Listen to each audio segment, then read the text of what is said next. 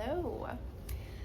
I felt called to do a reading this morning on fear. I don't have any questions prepared. I'm just going to see what comes through. And mostly this is because I am experiencing this. And in the past, my reaction would have been to try to really dig into it and figure out what it was about, intellectualize it. And my idea of doing shadow work was very, I don't know if aggressive is the right word, but it probably is, to be honest. And I don't think that we need to understand. I think that what we need to understand will come through for us. So it's not about intellectualizing.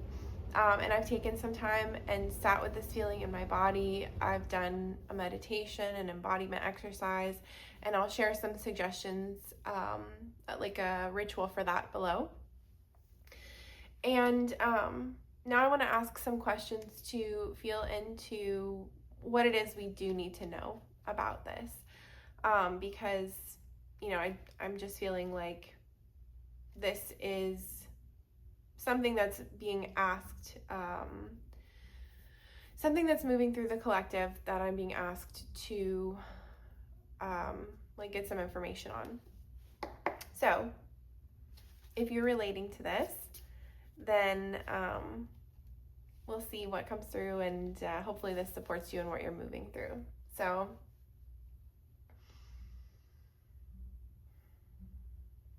the first thing I want to ask is, what is this fear coming up to illuminate for you? So what wants to be seen and known? What is the fear communicating? Okay. We have Judgment, the Seven of Swords, and on the bottom of the deck is the Ten of Cups.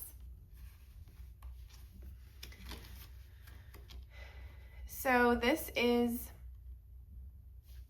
the fear is about an alchemization of shadow parts for you. So there is this mirroring aspect in the Judgment card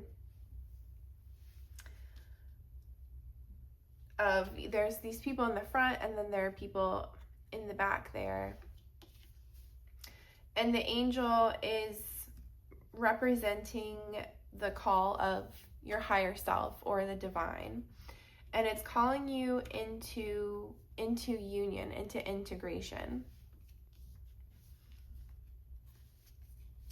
So this also references the trio of family dynamics. So yourself as the child and these two figures as your parents. So like the blueprint that you were given when you were born. And as an adult, it's the trio of your masculine and feminine aspects. Of course, not gender specific, but the ways that you have internalized the pattern that you were given from your parents. And yeah, so this card is about witnessing and being called into an awareness for the purpose of integration. And so the Seven of Swords is saying this feels like it's referring to the fear itself in a way, because fear can feel really sneaky. It can be very insistent, and ultimately we know that it is an illusion. So this figure on the Seven of Swords is in broad daylight, like he is not as clever as he thinks he is, but he's trying to sneak away with these swords. And so he's holding 5 swords and 2 are still standing here. So this is a reference to the 5 of Swords card, which is about like a no-win situation, which is, I mean, that is what fear brings us. If we are letting it keep us contained in the known. So this is basically reflecting that your fear is not clever and it's not powerful, even though it can feel like it has a lot of weight to it. Obviously, it's a very heavy feeling. It feels incredibly real. But this is a reminder that like the intellectual aspect of this is your ego trying to sneak away with something to keep you in a situation where there is no out, there is no winning if you're staying within the confines of the belief system that the fear is perpetuating for you. The 10 of Cups on the bottom, and this is why not writing down my questions doesn't help me, because I don't remember exactly what question I asked when we started this out. I think it was like what the fear is illuminating for us, something along those lines. So, oh my God, okay, so we have the 10 of Cups and then the Lovers just happen to be underneath it. So it feels like this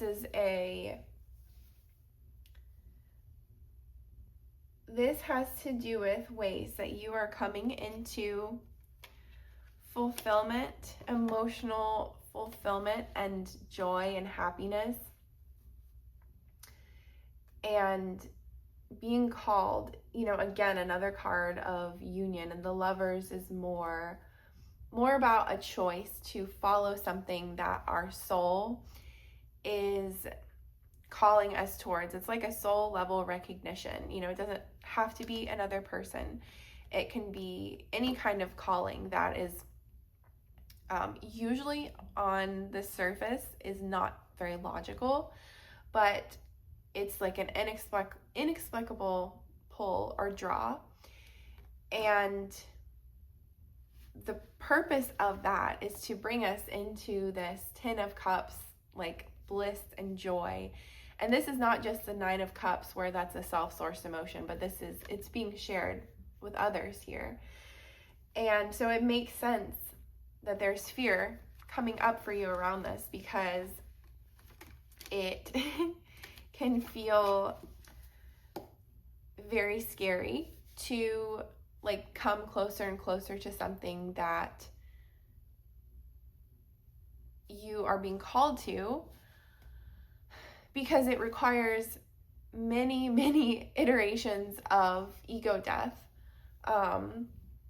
Letting the part of yourself that was identified with not being in union with more of your soul and more of your soul's purpose, those parts, like those identities, have to die over and over again. And that's intense. And so, of course, you're scared. But this is a really beautiful explanation, and it can help to have a framework to put the fear in so that it doesn't feel as overwhelming and as powerful if you can kind of scale it down into a broader sense of what's going on. So what can you lean on, or what energy is supporting you in navigating through this fear? So what support can you either ask for or expect? Okay, the 2 of Wands and the Knight of Cups. So the 2 of Wands is this idea of vision. So being able to, first of all, the figure on this card is looking out to the horizon. They're holding this globe, the world. And so they are a master of everything they're seeing. Like they feel like they're very comfortable in their world. They see it all. There's a sense of familiarity. but they're looking beyond what it is they can see. Yeah, they have this vision that goes beyond, even beyond the horizon, knowing that there's more out there. And so this is a devotion to your vision, to the possibilities, the things that you know, like you can achieve or that could happen. This is really big archetypal energy. And I mean, that makes sense to balance out the fear with this returning to what the bigger picture is for you, and knowing that, again, that contrast of the fear trying to keep you in a very small, safe box. You're not, it's trying to keep you from expanding beyond it. And this is a card of big expansion. And it's not necessarily, this isn't the action of expansion, but it's the fire that drives it. So it's the passion for what you know is possible. And then the Knight of Cups is opening your heart space and moving forward with vulnerability, which again makes total sense. It's kind of the idea of taking opposite action when you have a fear. So I have had the experience of I was in a public place crying because I was scared about money. And I had a plan at the time. This happened last year, but I had a plan for a way that I thought I was going to be able to bring in some money for myself. And then I found out that plan was not legally feasible at the time. And so I was just fucking scared, and I was upset that the logical solution that I had thought of wasn't going to, I didn't even have the hope of like, oh, I can try this. It was like, no, this is off the table for right now. And so I was crying and kind of panicking. And then a man came up to me and asked me to buy him something. And I was pissed, not at this man, but at the universe, because it was like, of course, like, and it was kind of a begrudging, like, I wasn't truly angry, but it was just like, you would give me an opportunity to face this fear in a way that's like, you might be scared, but you have enough, always have enough to get somebody like a pastry. Come on. So it was funny, but I was annoyed, and now it's a great story.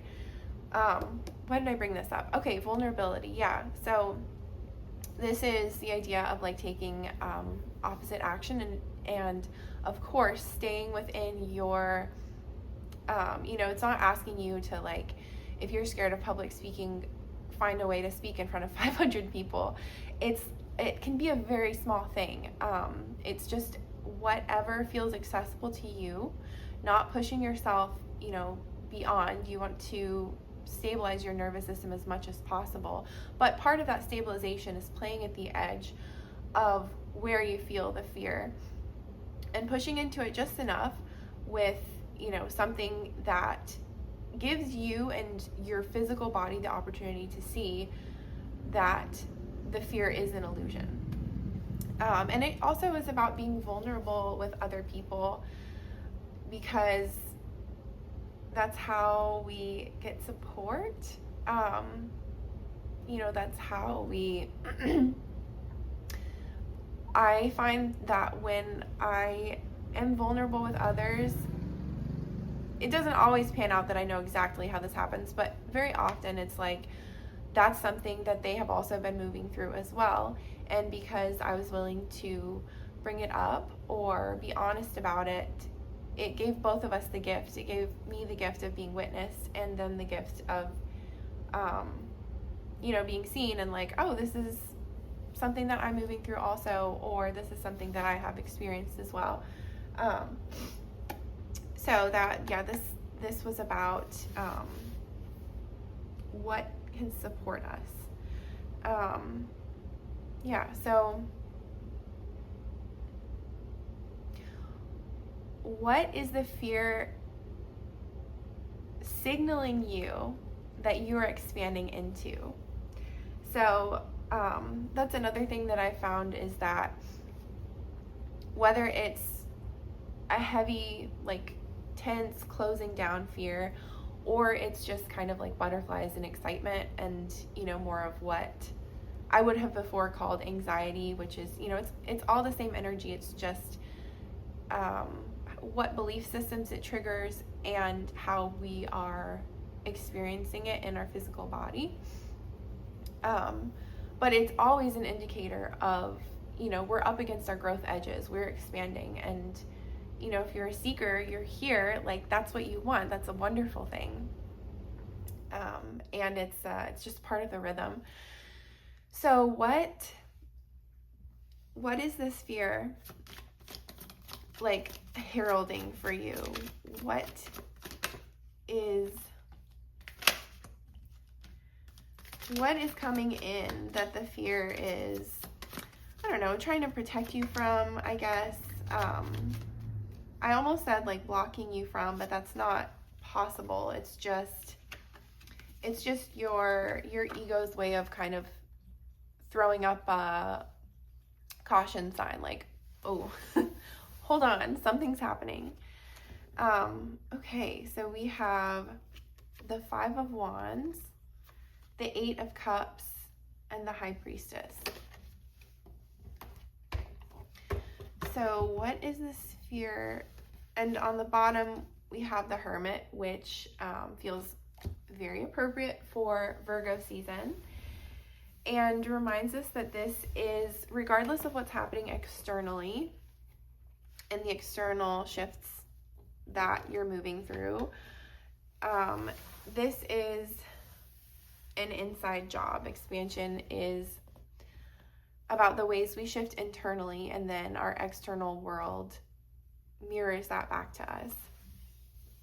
Even if things don't immediately change, or change in a significant enough way that we're like, oh, things are different, just the action of us choosing to change how we are responding, or change something internally, completely shifts how we are relating to whatever situation. And that again, like, that changes everything. We always have the privilege and the freedom. If we want something to change, we can do that. We don't have to wait for anything outside of us to change. We don't have to like beg somebody else to change. We can always choose to take a different action, even if that's very small, and shifting the way that we're relating to the situation internally. Okay, I feel like I've said the same thing. I'm beating a dead horse here. So what is the fear heralding? What is it a messenger of? Like, what kinds of changes is it indicating that are coming? So the 5 of Wands is about competition and a shifting of energy, passion. It's shifting out of the in-between of the higher wands, which are more about personal and internal struggles, and the lower wands, the lower numbers, are more about collective. Like, they have broader messages. They involve other people.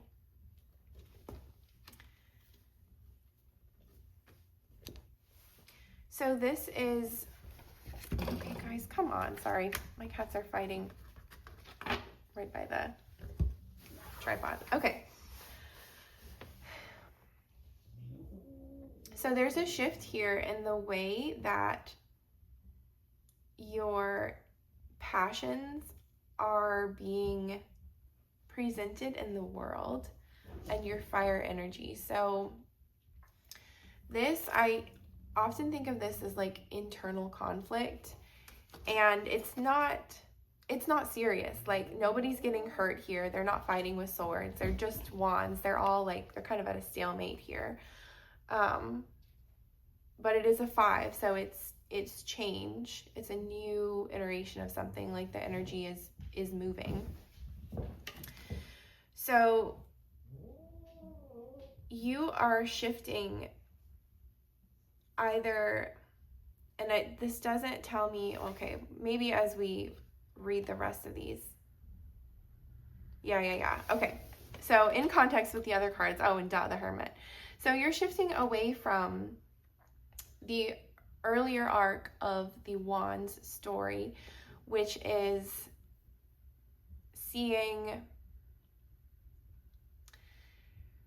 relating to your passion and your fire from an external lens. So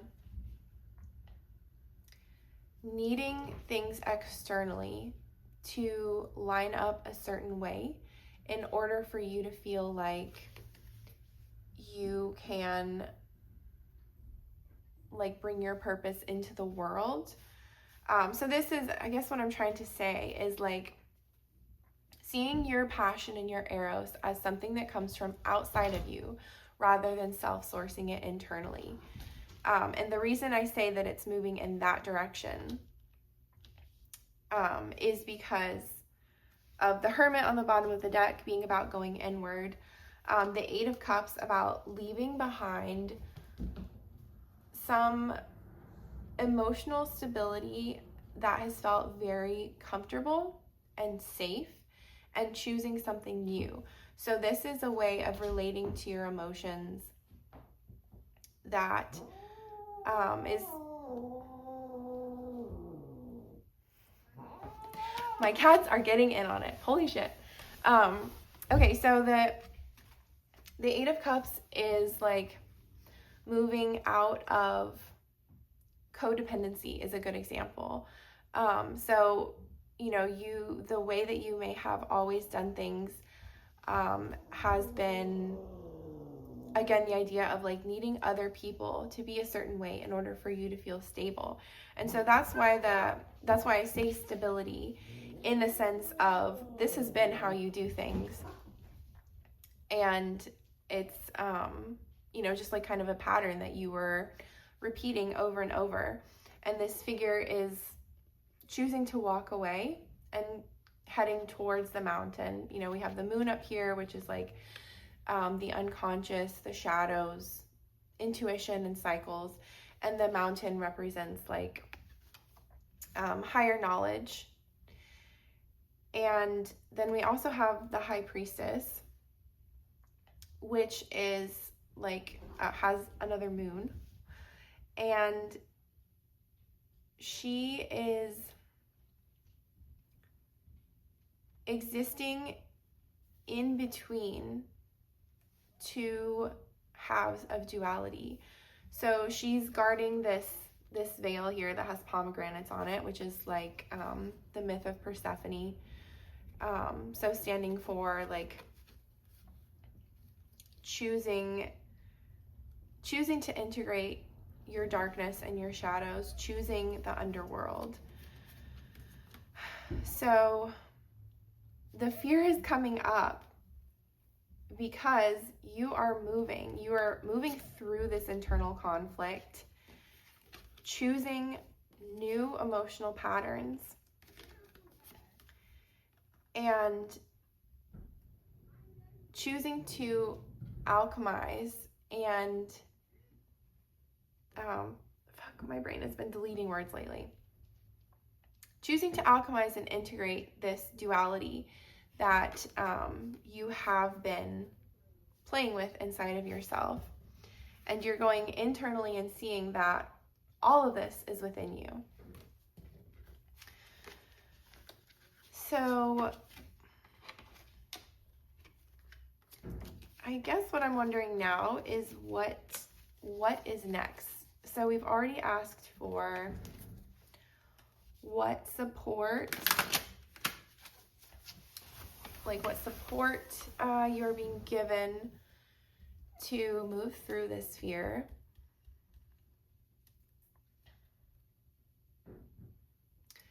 I guess let's ask, what is the next step as you're moving into this expansion?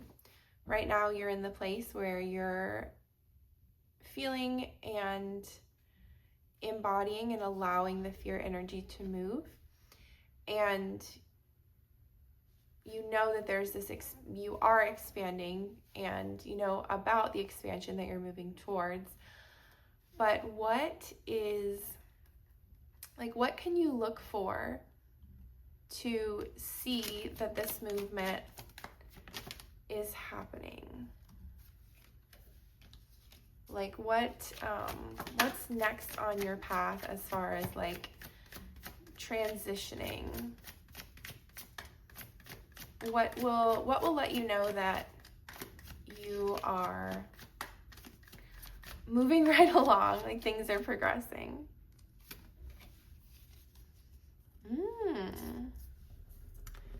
Okay, we have, fuck if I can pick it up. Okay, we have the 7 of Cups, the King of Swords, and we have Temperance.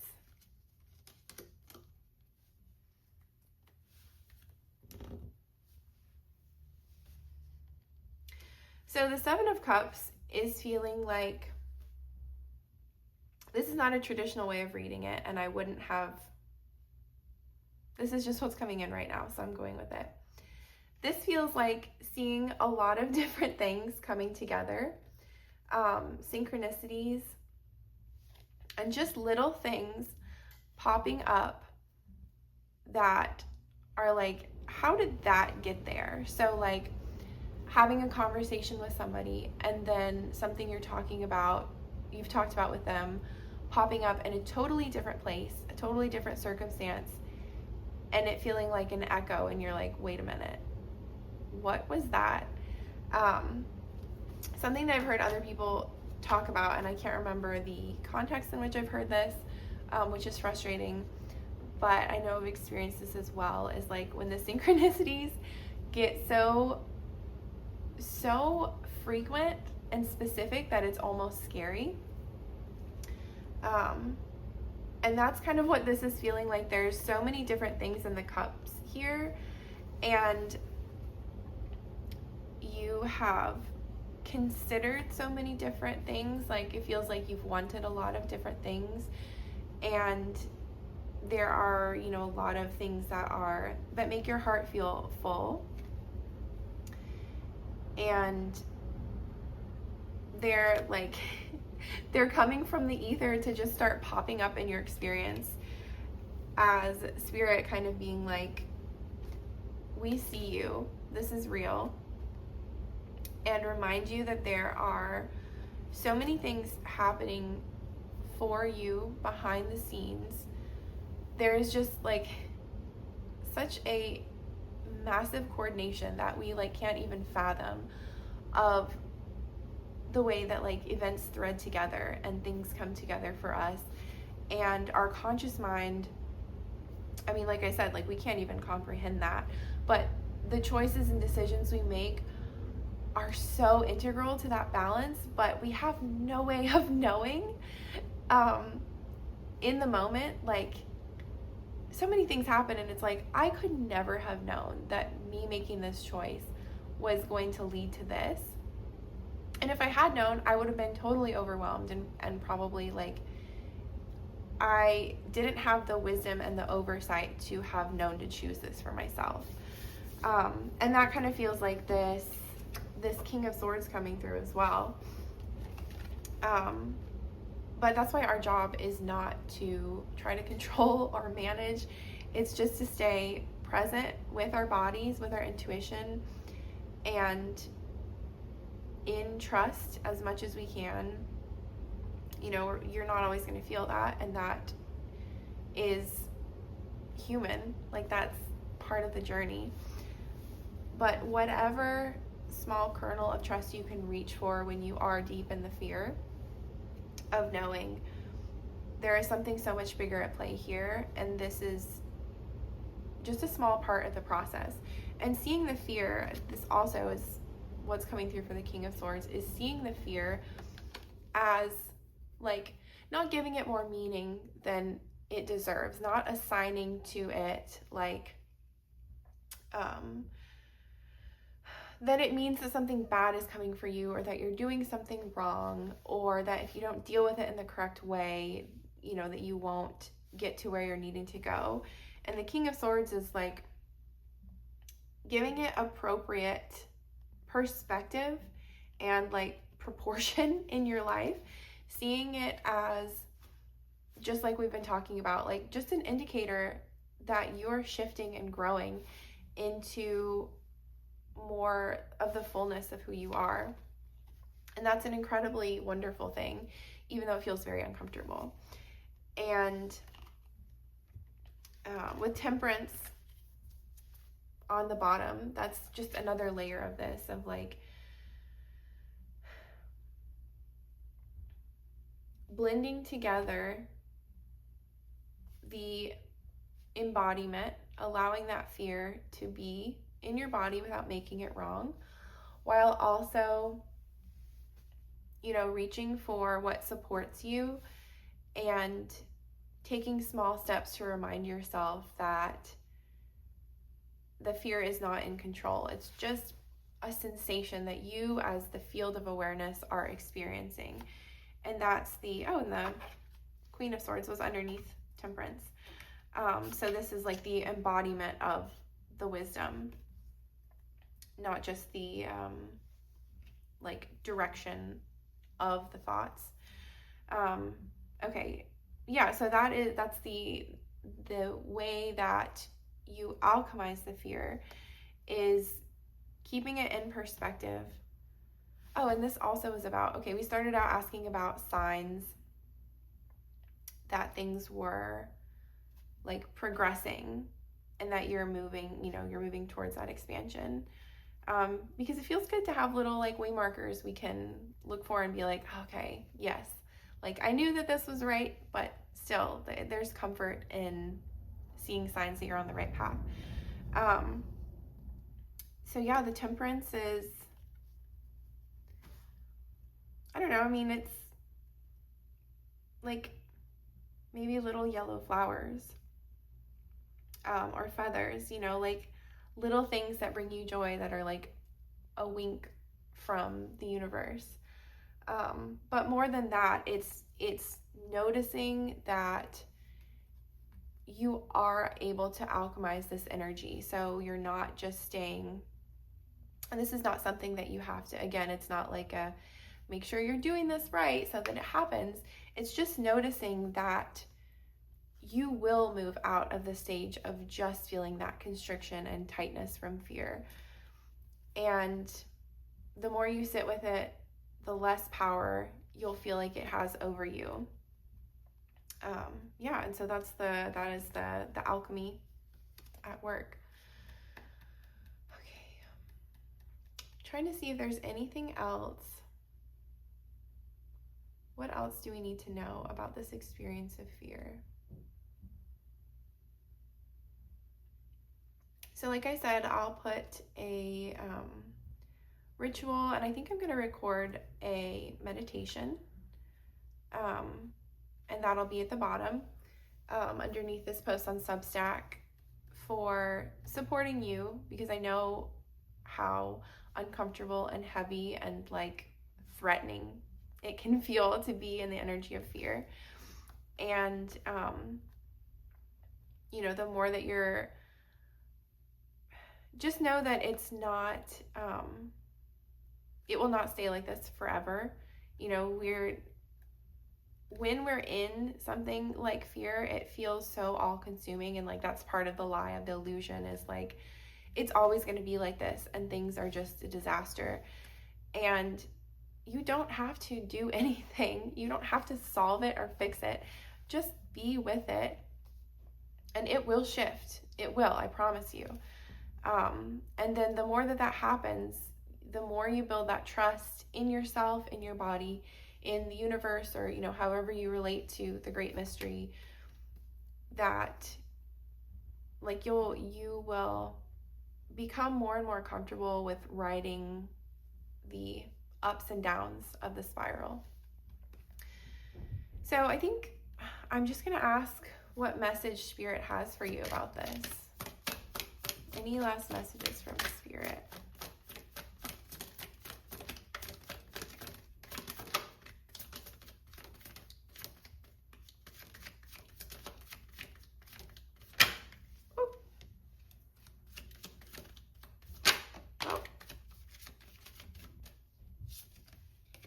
Okay. So we have the Page of Wands, the Fool, and the King of Pentacles. So the Page of Wands is looking at their passion, their fire, the thing that lights them up, and just studying it. There's like a sense of curiosity and wonder.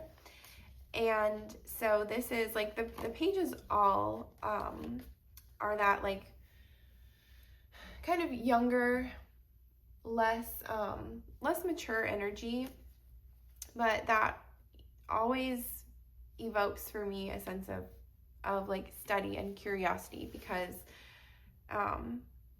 it's like everything is fresh and new to them. So this is like a sense of devotion and excitement, and like shifting into the energy of like anything can happen, and that's really fucking fun.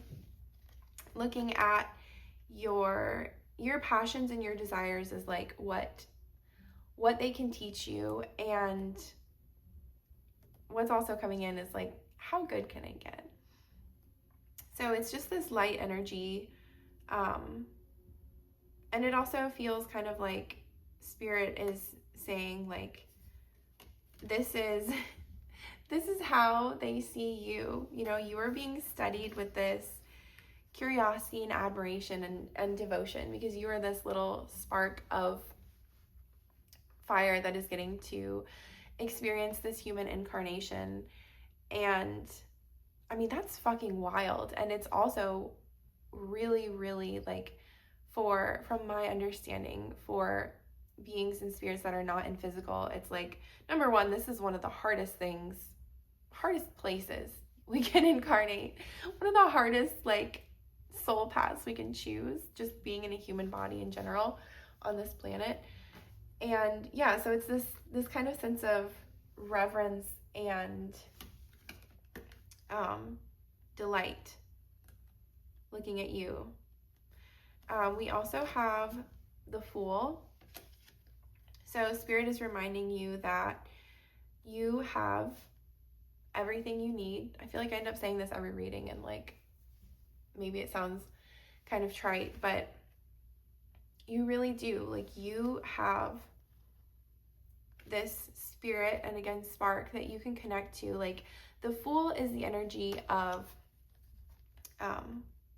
what's a really cool way to look at it from the book 78 Degrees of Wisdom is that the Fool can be, because it's the card 0, and we traditionally think of it as either the beginning of the major arcana or the end, but the Fool is that energy that comes between every step of the major arcana. It's just that spark that, like,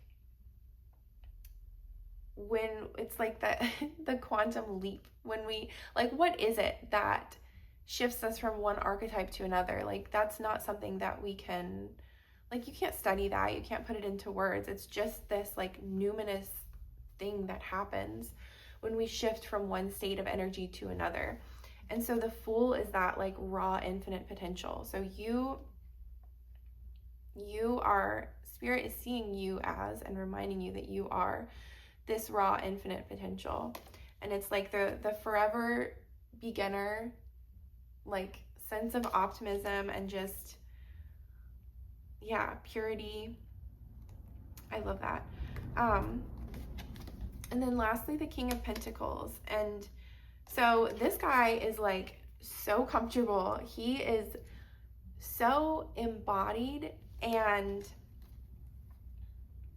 like there's a sense of structure, but it's also so much pleasure. And this is like, again, being embodied, being in a physical human body in this physical 3D world. There is so much here for us to physically enjoy, even the experience of being in fear. Like, that's not something we can ever have if we hadn't incarnated, because we would still be like completely enveloped in the sense of connection and non-duality. Like, we wouldn't have the illusion of the separation from source. And so it's, yeah, just remaining connected to our pleasure in embodiment. And you know, again, like I've said this before, I have used this idea, which comes from or came to me through existential kink. I have used it before to gaslight myself into like, okay, well, if I'm feeling like uncomfortable and I'm not enjoying it, then something's wrong and I need to like force myself to enjoy it. And it's much softer and simpler than that. It's truly just like, as you're able to be in your body with whatever you're moving through, it just naturally happens. You know, and it is like also a practice of building that muscle, but being able to feel the pleasure in any experience because of the contrast, and because you do have that connection to trust and to something bigger than you, you can kind of relax into like, this is what I'm feeling right now. I know it won't be here forever, and so I'm gonna enjoy it while it's here, even if it's something that is sounds crazy to say that it's even possible to enjoy it. But you know, like grief and grieving, like I have spent so long not being connected to that emotion, and now if I'm able to cry, like that feels so good. There's always a reminder present with us in our bodies that whatever we're moving through can never separate us from love. So that is a really beautiful message for you from Spirit. If it feels supportive to check out the meditation and ritual, again, that will be below on my Substack. I'm always here for you. I'd love to hear what you're moving through, or anything else you'd like me to do a reading on. And if you need extra support, just reach out. I love to support you. So talk soon.